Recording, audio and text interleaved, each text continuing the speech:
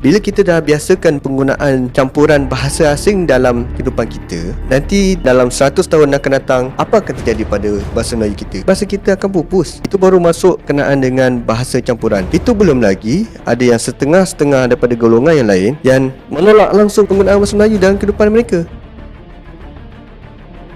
Isu yang terbaru tentang seorang pakcik Cina ni, yang dia message Grab, dia tulis dalam bahasa Cina, tapi dalam Grab tu dia ada tulis penggunaan bahasa Melayu ataupun bahasa Inggeris, tapi dia degil juga nak juga bahasa Cina sebagai bahasa komunikasi, dengan katakan ini Grab ni Cina yang buat, kenalah bahasa Cina. Dan dia bukan soal nak kena guna bahasa Cina juga, dia soal bahasa komunikasi ni yang telah ditetapkan oleh sesebuah negara. Kita tengok negara lain, contohnya paling dekat Indonesia. Adakah bahasa mereka ni menerima bahasa lain, contoh bahasa Cina ataupun Inggeris ataupun bahasa India, dia terima pakai dalam negara mereka untuk gunakan sebagai bahasa perantara dalam negara? Tidak, ia menggunakan bahasa Indonesia sendiri. Contoh macam Thailand, bahasa kebangsaannya adalah bahasa Siam, jadi gunakan bahasa Siam, cakap Siam. Sama juga dengan negara-negara Arab, Turki, Belanda, Jerman, Spanyol pun sama, mereka menggunakan bahasa kebangsaan mereka. Apa bahasa kebangsaan mereka? Bahasa kebangsaan daripada bangsa yang mereka duduk tu sendiri. Jadi sesiapa yang daripada luar negara datang ke sesebuah negara, mereka kena kuasai lah bahasa tu. Bukannya ego sendiri guna bahasa sendiri dekat negara orang, dia jadi bercelaru kat situ.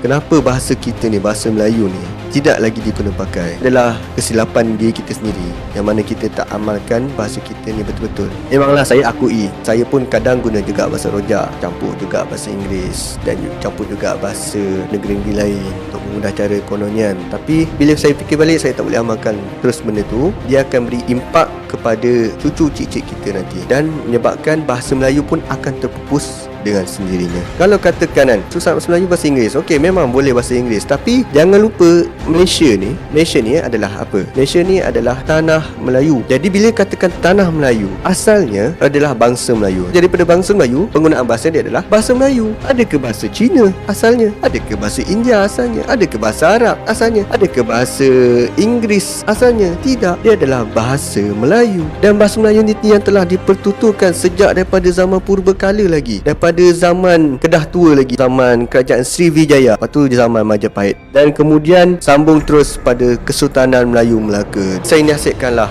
mereka di luar sana, amalkanlah bahasa Melayu. Yang mana tak boleh bahasa Melayu, tak faham bahasa Melayu, belajarlah bahasa Melayu. Ini bukan soal tu masuk Islam, bukan. Ini adalah kita kena hormat tanah yang kita duduki. Jadi bila tanah diduduki ni, sepatutnya kena fahamlah bahasa Melayu. Itu sajalah daripada saya. Saya mengharapkan semua bangsa seluruh Malaysia ni, bahasa Cina, Melayu, India dan sebagainya, kuasailah dan fahamilah bahasa Melayu. Gunakan sebagai bahasa perantara dalam kehidupan anda semua.